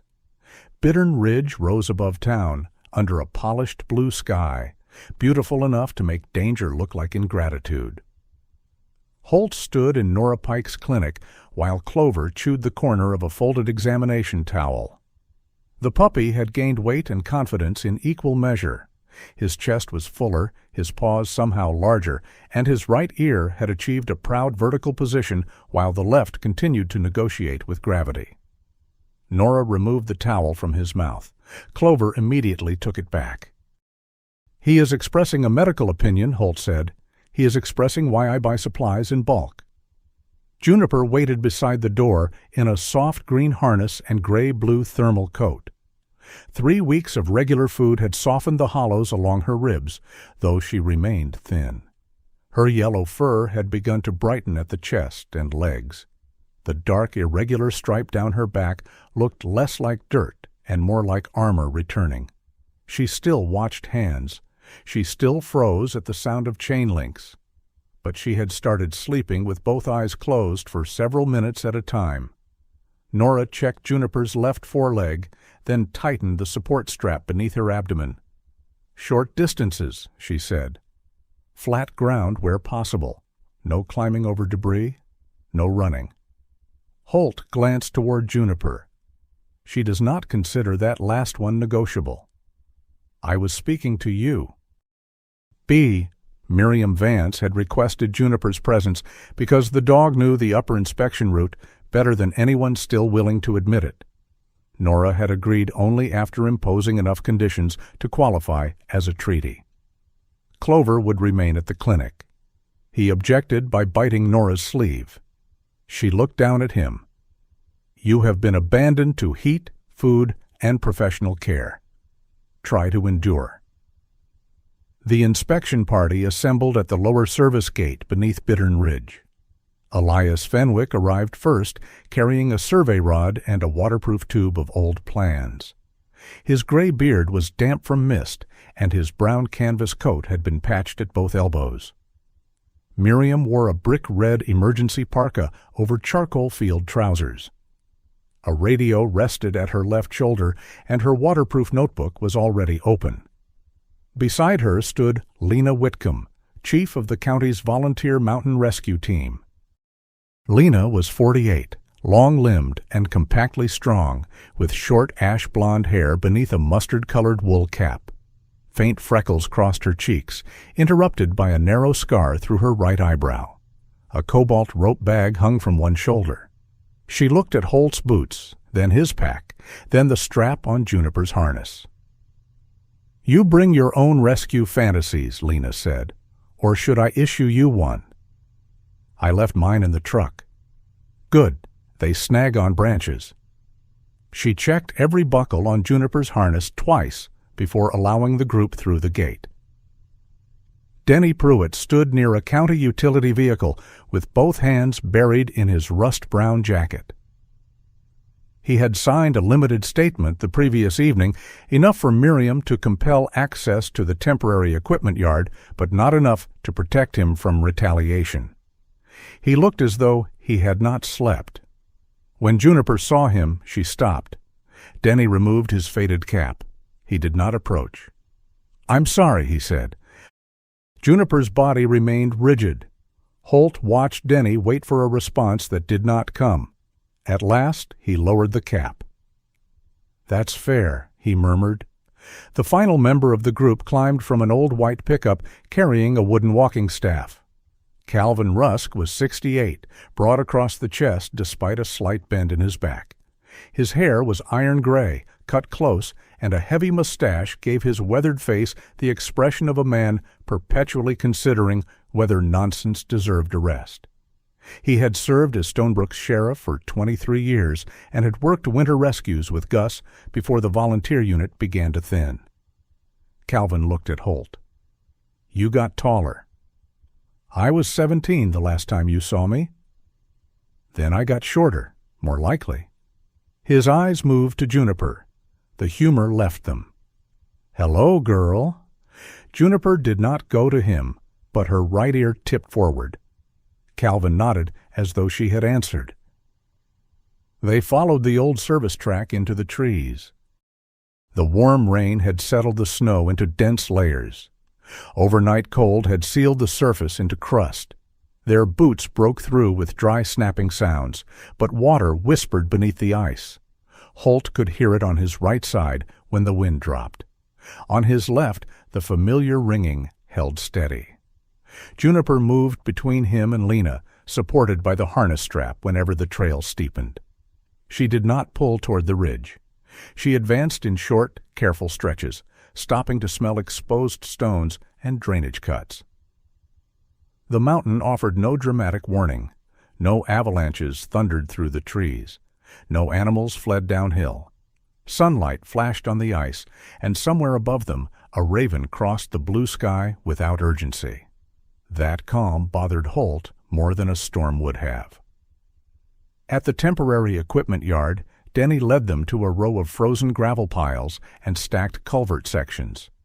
The printed coordinates matched the photograph he had given Holt. One drainage pipe lay half-buried beneath compacted rock fill.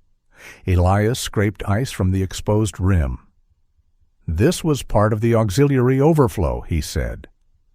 A county technician measured the pipe and compared it with Gus's archived plan. Miriam turned to Denny. "Who ordered it covered?" "Travis Morrow." "Written order?" "No, morning briefing." "Who was present?" Denny named 4 crew members and looked sick with each one. Miriam recorded the names without comment. The group continued upward toward the old logging reservoir. Calvin guided them away from the modern road and along a narrow cut through the firs. "Gus hated this trail," he said. "Why use it?" Holt asked. "Because he hated the other one more." "That sounds efficient." It was a relationship built on options.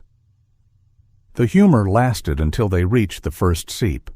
Muddy water pushed through the snow beside a buried stone wall. It came in slow pulses, clouded with silt. Several yards farther uphill, another dark stain spread beneath the ice.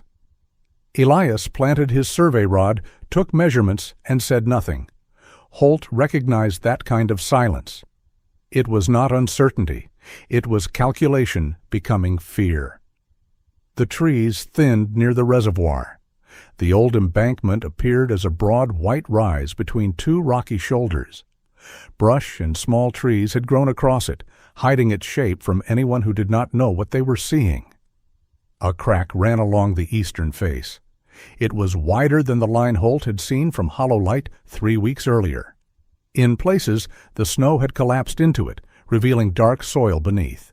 Water emerged from 3 points lower down and froze into brown fans. Elias climbed only high enough to view the crest. Lena secured him with a rope from stable ground. When he returned, his face had lost what little color winter had left it. "The primary outlet is frozen at the intake," he said. "The auxiliary overflow is blocked below the service road." Miriam looked toward the embankment. "Current level?"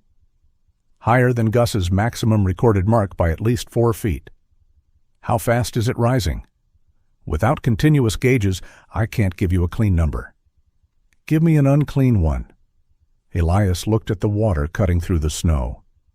Too fast. Miriam stepped aside and contacted the state duty engineer and the weather service. Her voice remained level as she relayed coordinates, temperatures, and observed seepage. While she spoke, Lena moved everyone farther from the eastern face.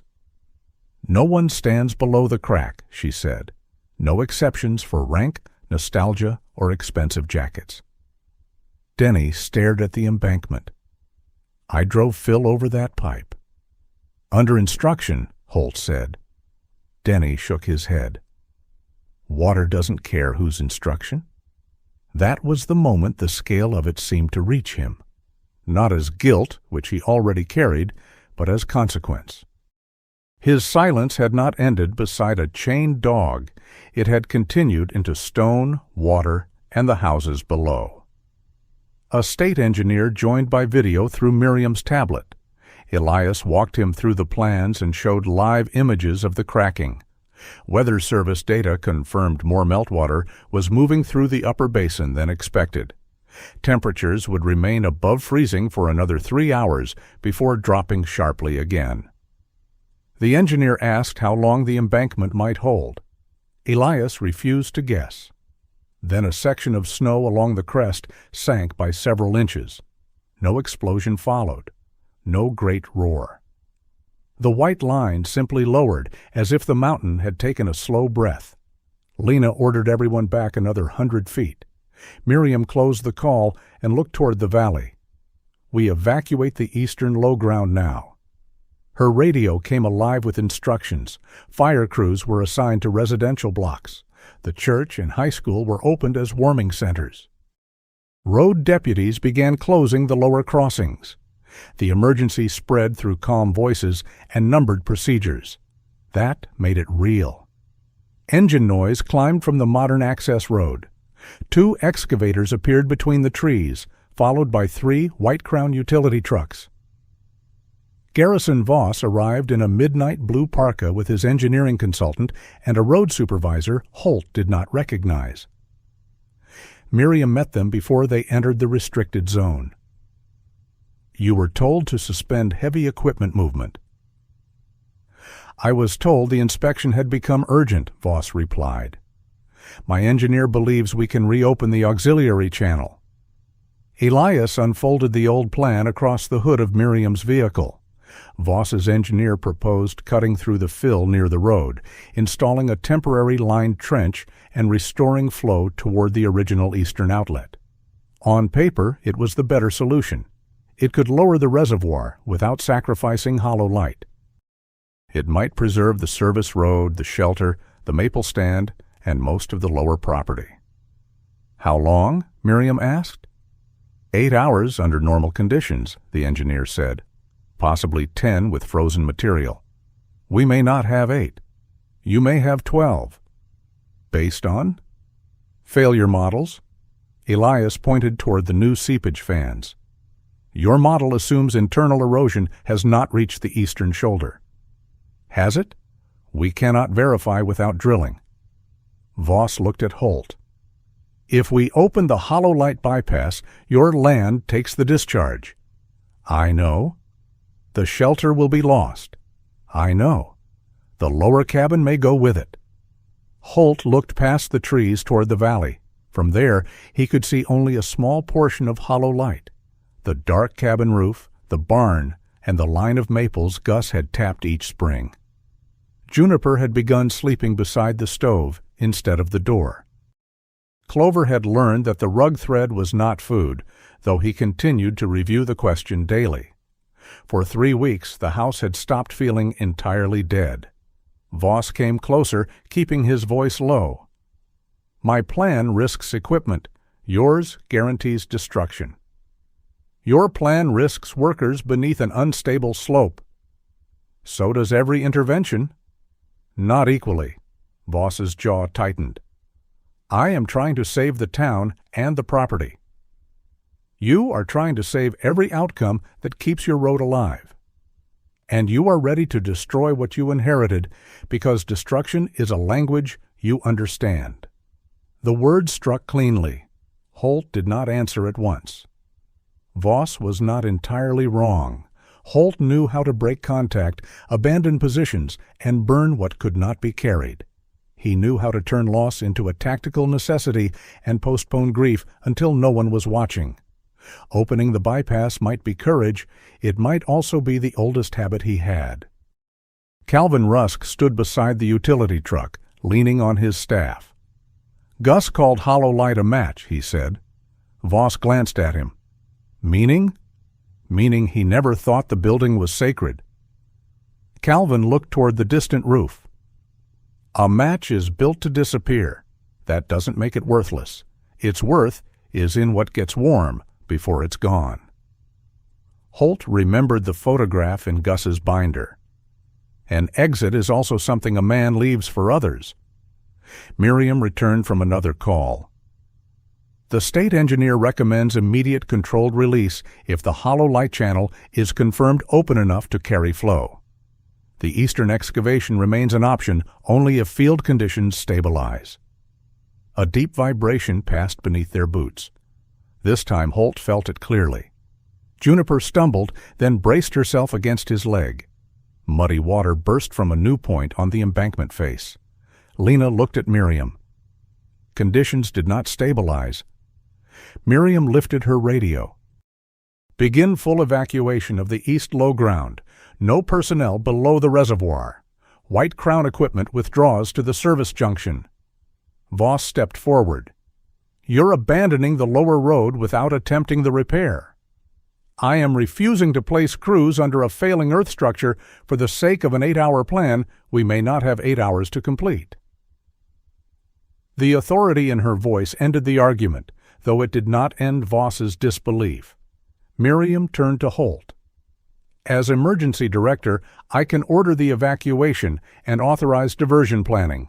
I cannot deliberately release water across private conservation land without the steward's consent unless the embankment fails first.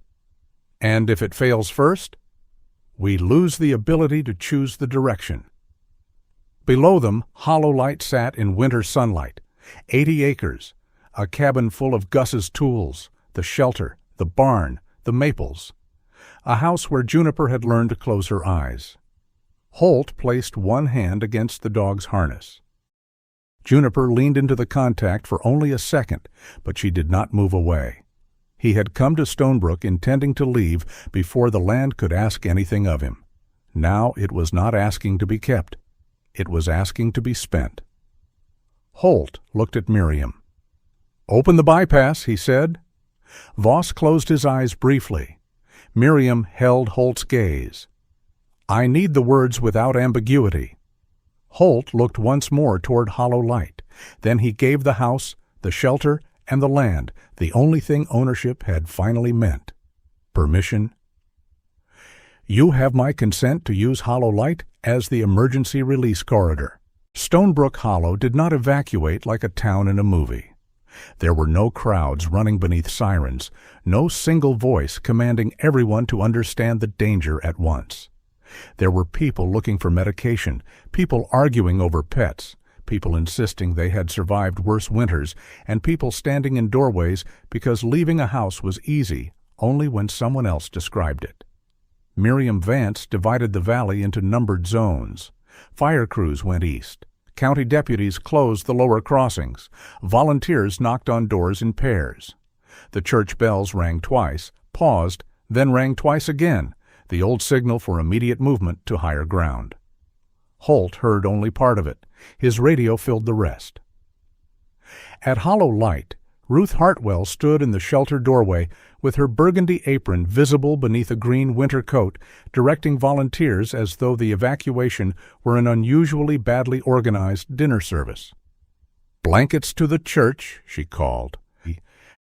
"Medical boxes in the red truck. Do not mix the radio batteries with the canned beans unless you want a very disappointing supper." Men and women carried supplies through the snow. No one moved with cinematic grace. Boxes slipped. A bag of powdered soup split near the steps. Someone rescued the coffee before the first aid cabinet, and Ruth declared that this proved the town's priorities remained spiritually intact. Cordelia Banks worked at a folding table inside the cabin, sorting Gus's records into waterproof document cases. Her silver bob remained unnaturally orderly while the rest of Hololight came apart around her. "Original covenant?" "Blue case," Holt said. "Hydraulic plans?" "Elias has the field copy. Archive copy is under the maintenance binders." "Your acceptance papers?" Holt looked at her. Cordelia capped her fountain pen. "This is not the moment to develop sensitivity about paperwork. I gave consent to the diversion. You have still not formally accepted stewardship. The property may not exist by midnight. The obligation may." She placed the unsigned papers inside the blue case. Law is occasionally rude enough to survive architecture. Outside, Nora Pike loaded Clover and 2 elderly house cats into her veterinary truck. Clover stood with his front paws against the window, his right ear high and his left folded sideways. He barked once when Holt passed. The sound reached Holt faintly through his right ear. Juniper heard it clearly. She turned toward the truck and pulled against her harness. Nora stepped between Juniper and the vehicle. "No." Juniper's body lowered. Her breathing accelerated. She looked from Clover to the shelter, then toward the northern foundation. "She stays with me," Holt said. "She is still recovering. She knows the tunnel. She remembers being hurt near it. That is not the same as being fit to enter it." Lena Whitcomb approached, carrying a coil of cobalt rope and 2 rescue helmets. "She does not enter unless she is tethered," Lena said. "She does not pull equipment. She leaves the moment her gait changes." Nora looked at Holt. "And if she panics?" "We turn back." "Even if the gate is 20 feet away?" "Yes." Nora held his gaze long enough to decide whether the answer belonged to him or merely to the situation. Then she fitted Juniper's thermal coat beneath the green harness and clipped a short safety line to the reinforced chest ring. "This dog is not expendable because the town is frightened," she said. "Neither are we." That sentence has a history of being said by men who meant the opposite. Nora placed one hand near Juniper's muzzle, allowing the dog to choose whether to touch it. Juniper did, only briefly. Then Nora walked back to the truck carrying Clover. The puppy pressed his pale chest against the glass. Juniper watched until the vehicle disappeared uphill. For the first time since Holt found them, she allowed someone else to take her pup beyond sight. The trust in that decision felt heavier than any equipment he carried. At the lower road, Denny Pruitt used a freight truck to transport residents and emergency supplies toward the high school. He had handed Miriam his complete haul logs that morning, along with photographs of the blocked overflow and the names of every crew member present when Travis Morrow ordered the fill placed. The records had consequences almost immediately. A deputy stopped Travis near the southern junction as he attempted to leave Stonebrook in a company pickup. The foreman claimed he was retrieving equipment. The luggage behind his seat suggested otherwise. Miriam did not arrest him. She did not need to. She ordered the road closed, seized the contractor records under emergency authority, and kept Travis within reach of investigators. Garrison Voss remained near the upper service road with 2 excavators. He still believed the auxiliary channel could be reopened if the equipment reached the cut quickly enough. Miriam had ordered the operators out of the danger zone, but Voss stood beside the machines watching the ridge as though willpower might negotiate additional time. Holt had no time left to argue with him. Inside the shelter's equipment room, Elias Fenwick removed a metal floor plate and exposed the gate controls. The system had 3 release methods. A cast-iron hand wheel operated the main shaft. A steel cable ran through a pulley toward an exterior pull station. Beneath both systems, inside the tunnel itself, a breakaway pin secured the gate against accidental movement. Elias tried the wheel. It moved half an inch and stopped. Lena joined him. Together they leaned into it. Metal groaned beneath the floor. The wheel refused. "The shaft is bent," Elias said. "Foundation movement pushed it out of alignment." Calvin Rusk checked the cable housing outside. He returned holding the severed end. "Cut clean," he said. Holt examined it. The steel strands had been sliced during recent construction, then hidden behind new paneling. No one needed to say whose crew had worked there. Elias pointed toward the open floor plate. "Emergency pin." "How far?" Holt asked. 70 yards through the lower tunnel. Gate chamber at the end." "Water depth?" "Knee-high last time I checked." "When was that?" Elias looked toward the ceiling. 6 years. Lena began laying out harnesses. "Holt goes because he knows Gus's control markings. I go because one of us should make decisions without military mythology." Comforting. "I have more." She clipped a waterproof lamp to her helmet. "Juniper stays between us. Short line. If the tunnel shifts, we exit. If water reaches mid-thigh, we exit. If you stop responding, I drag you out and insult you later." Holt removed his hearing device and sealed it inside its waterproof case. Without it, the shelter changed. Voices became distant shapes. The radio on Miriam's shoulder turned to movement without clarity. His left ear held its constant electrical whine. His right caught fragments of boots, water, and steel. He fitted the helmet. Juniper stood at the tunnel opening. The passage descended beneath the shelter in a narrow line of stone and old timber. Black water reflected their headlamps. Iron brackets, orange with rust, disappeared into the dark. Juniper did not want to enter, her legs locked. Holt crouched beside her without touching the damaged area around her neck. He raised one hand. "Hold," the same signal he had used beside the fence. Juniper watched him, then Holt changed the gesture. "With him." It was not an official command. It was an old working signal reshaped into a request. Juniper looked back toward the doorway where Clover had vanished, then she stepped into the tunnel. The water reached Holt below the knees. Cold pressed through his waterproof trousers almost immediately. Lena moved behind Juniper, managing the rescue rope, while Holt followed the painted markings Gus had left on the wall. White arrows pointed toward the gate. Red marks indicated cracks to inspect. Small yellow circles showed where emergency lamps had once been mounted. Gus had organized danger the same way he organized blankets, sternly, as though proper labels could shame chaos into cooperation. Halfway down, the tunnel narrowed. A timber brace had shifted across the passage. Lena tested it before allowing Holt through. "Do not touch the upper beam." "I was planning to invite it home." "That is how I know you are nervous." Juniper moved slowly, pausing whenever vibration traveled through the stone. Each time, Lena waited rather than pulling her forward. Above them, a distant impact shuddered through the tunnel.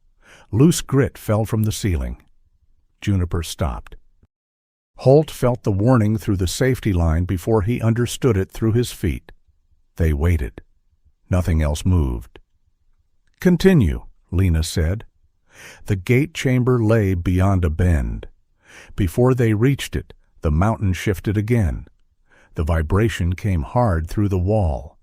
Water surged around Holt's legs. Metal struck stone somewhere ahead. The sound entered his right ear and multiplied. For one terrible instant, the tunnel became another place. Concrete dust. A pressure wave. A doorway filled with white light. Someone shouting from the side Holt could not hear. The present loosened. Holt's hand found the wall, but the wall seemed to move beneath it. His breath shortened. His right ear filled with a roar, while the left maintained its thin, merciless tone. Lena's mouth moved. He could not separate the words. Juniper turned back. She pressed her head against the center of Holt's chest. The contact was firm, not frantic. Then she lifted one front paw and placed it against his open hand. Holt stared at the paw. Years earlier, he had used hand signals to bring working dogs through smoke, engine noise, and confusion. On the roadside, he had used those signals to tell Juniper he would not rush her. Now she gave the shape back to him. One point of contact, one body in front of him, one moment that belonged to the present. Lena took Holt's wrist and pressed it against the rescue rope. "Feel the line," she said slowly, shaping every word where he could see it. "Me. Juniper. Exit behind us." Holt nodded. The tunnel returned in pieces. Cold water, stone wall, cobalt rope, Juniper's shoulder beneath his hand. He took one breath, then another. "Moving," he said. They reached the gate chamber. The iron gate filled the far wall, held shut by pressure from the reservoir system beyond. A heavy steel pin locked the emergency linkage in place. Beside it, mounted on two hooks, hung Gus's square-headed hammer.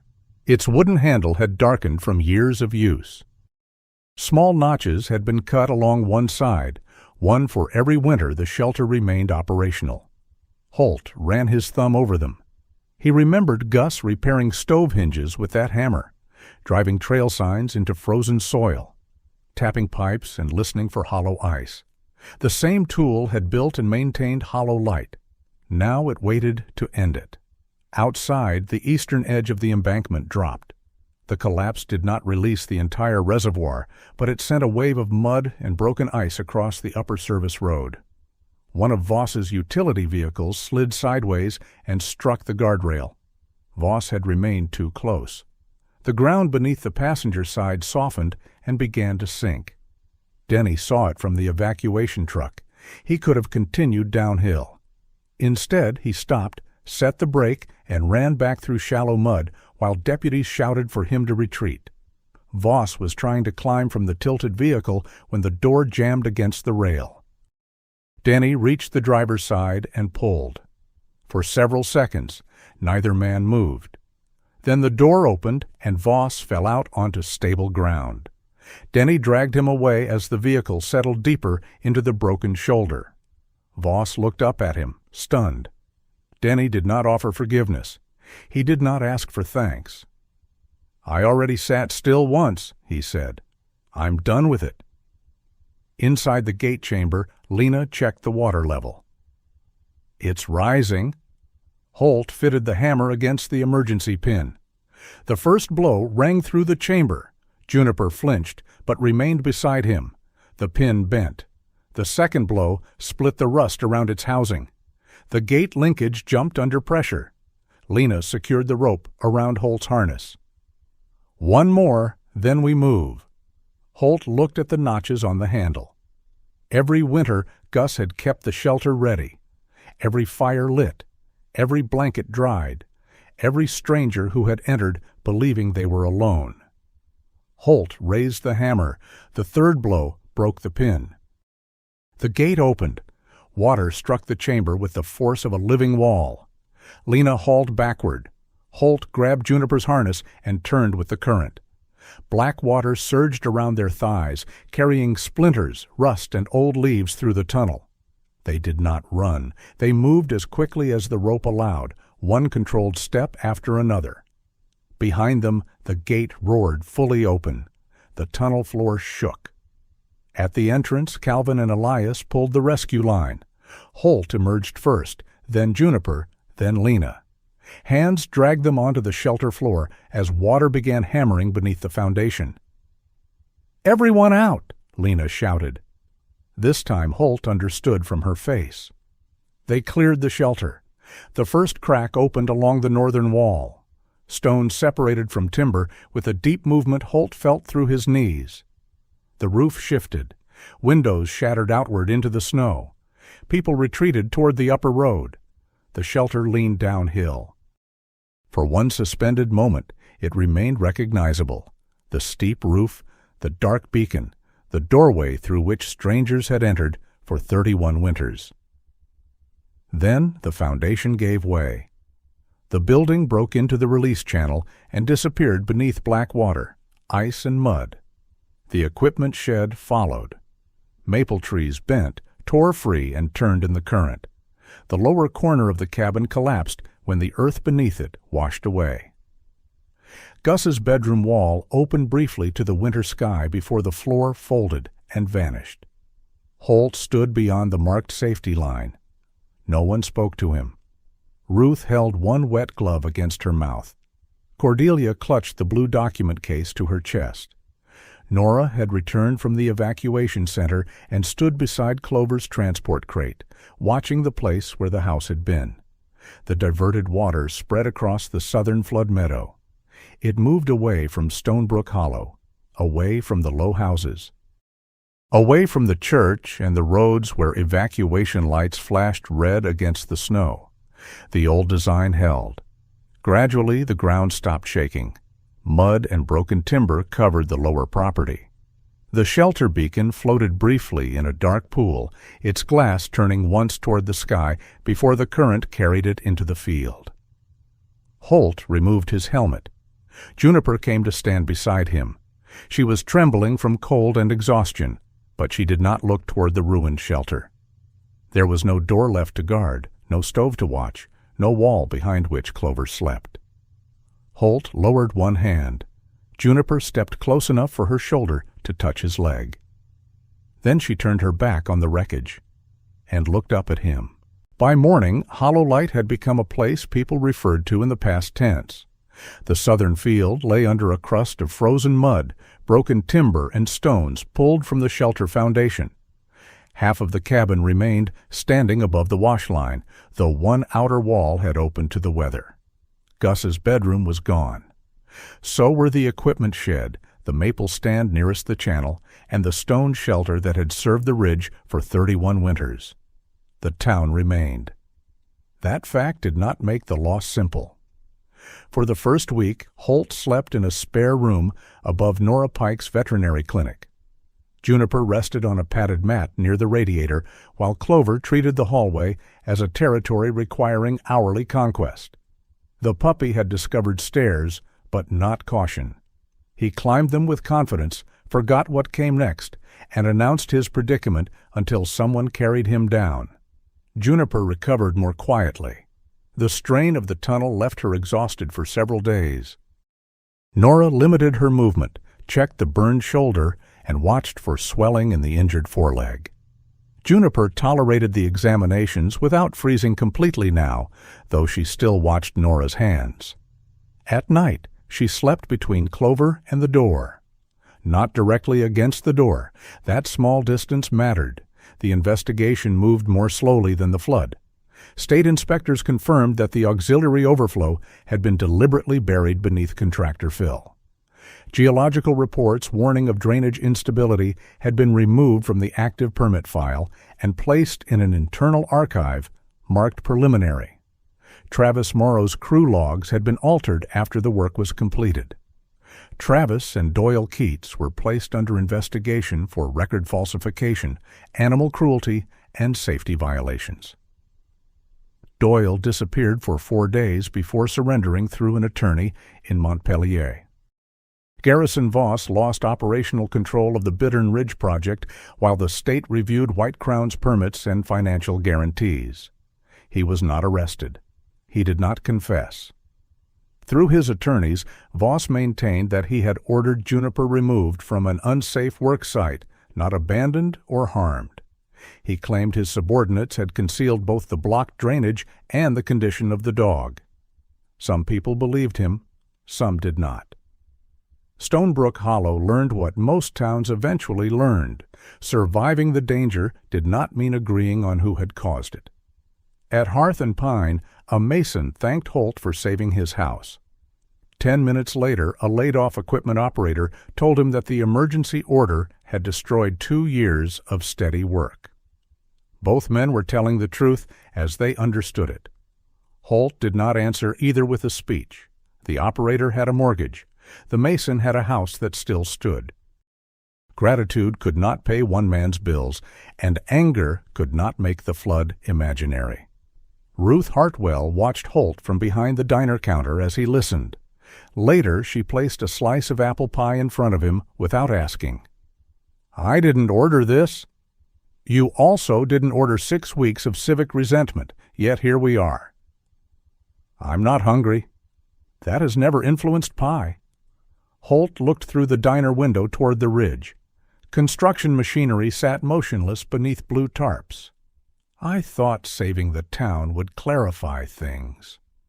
Ruth poured coffee. That is because soldiers and developers share one unfortunate belief. He looked at her. You both think an outcome should explain itself. She walked away before he could object. Cordelia found the covenant clause 9 days after the flood. She brought it to Nora's clinic in a waterproof file case, accompanied by Miriam Vance, and enough paperwork to suggest another emergency was forming.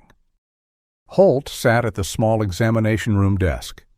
Clover slept inside an open box of donated blankets, his hind legs hanging over one edge. Cordelia opened the original hollow light agreement. Continuity following emergency loss, she read. If a designated shelter structure is damaged or destroyed by natural disaster or intentionally sacrificed as part of an authorized life safety response, the steward shall have 18 months to establish an equivalent or improved protective function. Holt leaned back. So the covenant survives. The building does not define the promise, Cordelia said. We discussed this. We discussed replacing a damaged shelter, not rebuilding an entire system. Miriam set her red notebook on the desk. We are not rebuilding the same system. The county had already established temporary warming sites at the fire station and church. 2 insulated utility containers could be converted into emergency shelters and placed on the northern and western mountain routes within weeks. Cordelia proposed 5 smaller stations instead of one central shelter. Each would contain a compact stove, radio, medical kit, blankets, water, and a solar beacon. If weather or mechanical failure disabled one station, the remaining 4 could still operate. Holt examined the preliminary map. You've already selected locations. Miriam corrected him. We have identified possible locations. Who maintains them? The county, volunteer crews, and the covenant steward. Meaning me. Meaning a structure that does not depend on one exhausted man with a shovel. The statement should have reassured him. Instead, Holt found himself listing supply requirements, radio checks, access schedules, and inspection intervals. He spoke for several minutes before noticing that Cordelia had stopped writing. What? Ruth had entered without knocking, carrying a box of sandwiches for the meeting. You're doing it, she said. Doing what? Becoming Gus with better hearing on one side. Holt's expression hardened. Ruth placed the box on the counter. Gus saved people until nobody knew how to help him. Then he called that independence. I'm organizing the work. You're collecting it. There's a difference. Not from where the weight is standing. The room went quiet. Juniper rose from her mat and walked toward Holt. She did not press against him or ask for attention. She stopped beside the desk, close enough to be present but not close enough to carry anything for him. Holt looked again at the map. 5 lights, 5 roads, 5 sets of keys, maintenance logs, and people who would need training. He had spent most of his life believing leadership meant becoming the last thing permitted to fail. Gus had believed it too. The old man had built a shelter for everyone and left himself with no shelter from responsibility. Holt folded the map. I'll coordinate for 12 months, he said. After that, the council elects a steward. Cordelia adjusted her glasses. Council.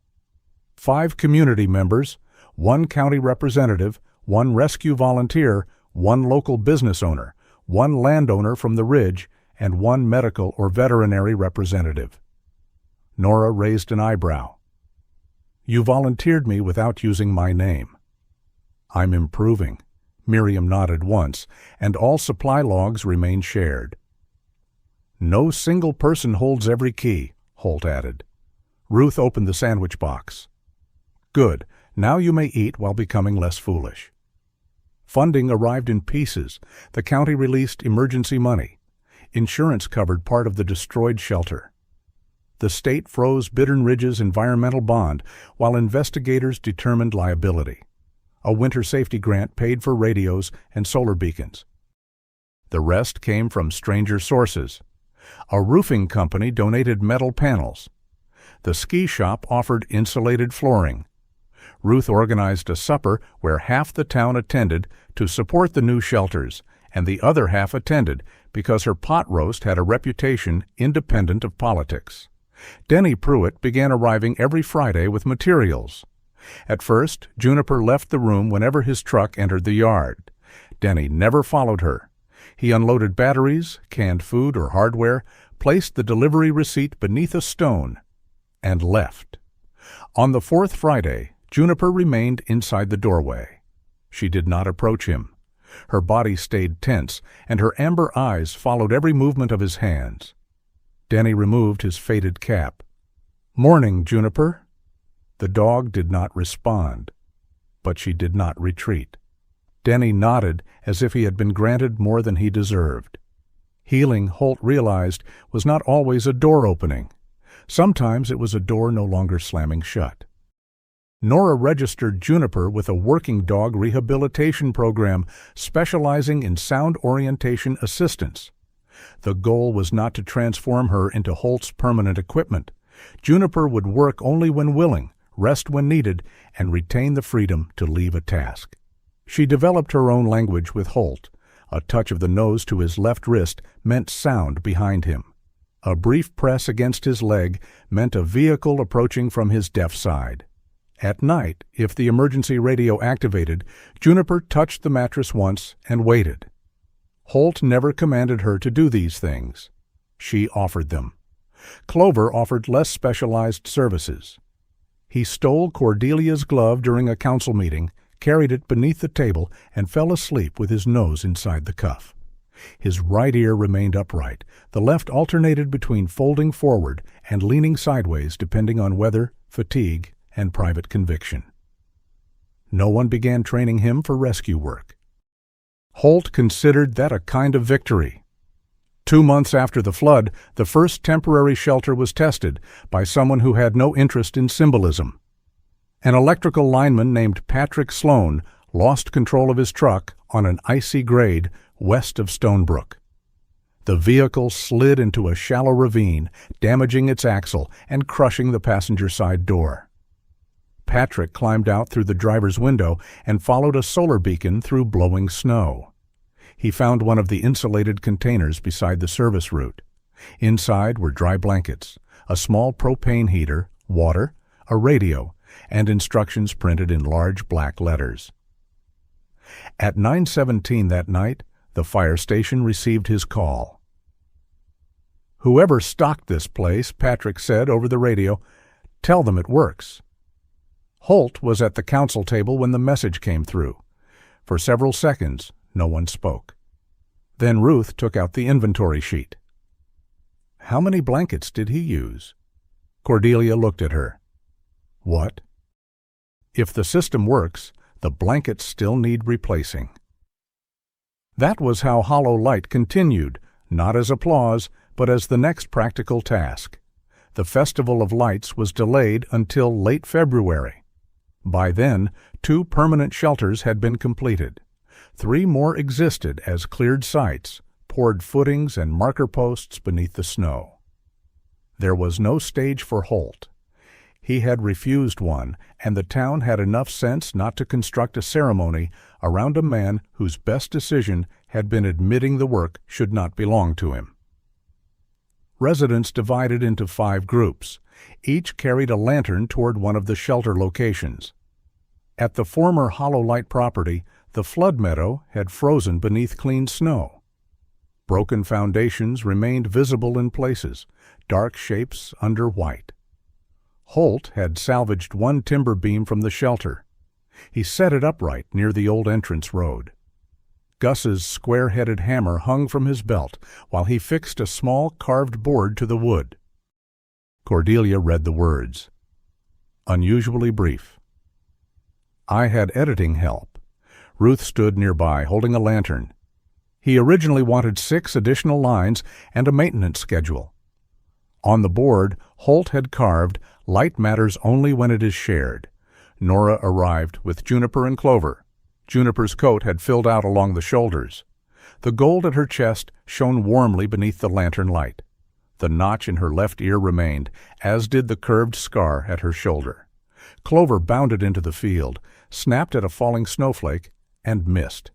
He tried again with greater enthusiasm, and no improvement in technique. The church bell began ringing in the distance. Holt caught the deeper notes through his right ear. The left gave him only its familiar private tone. Juniper touched her nose to his hand. Then she looked toward the western road. Far across the valley, the first shelter beacon came on. A second light appeared near the northern route. Then the eastern station, the firehouse site, and the unfinished marker at the ridge road each answered in turn. 5 small lights stood apart from one another beneath the winter sky. None was grand enough to become a monument. Together, they were harder to extinguish. Holt looked toward the remaining half of Gus's cabin, repaired enough to hold a stove, a table, and 3 sleeping places. It was smaller now. So was the land that could still be used. Strangely, it no longer felt like a prison. Juniper stood at his right side, not guarding the road, not searching the ruins. Clover finally caught a snowflake and looked offended by the result. Holt laughed. The bell continued somewhere beyond his hearing. He did not turn toward the sound he had lost. He watched the lights instead, small, separate, and belonging to no single man. Hollow Light was gone, but no one had to keep the fire alone. Sometimes the bravest choice is not holding on, but letting go of what we love so someone else can remain safe. Holt learned that a legacy is not the building we preserve or the name we protect. It is the good we are willing to pass forward, even when it costs us something. In everyday life, that may mean sharing a burden, opening a door, or choosing people over pride. Tell us what this story meant to you in the comments. And if you believe one small light can still guide someone through the storm, please subscribe and join us for the next story. May God give you wisdom when the right choice is difficult, and peace when love asks you to release what you cannot keep.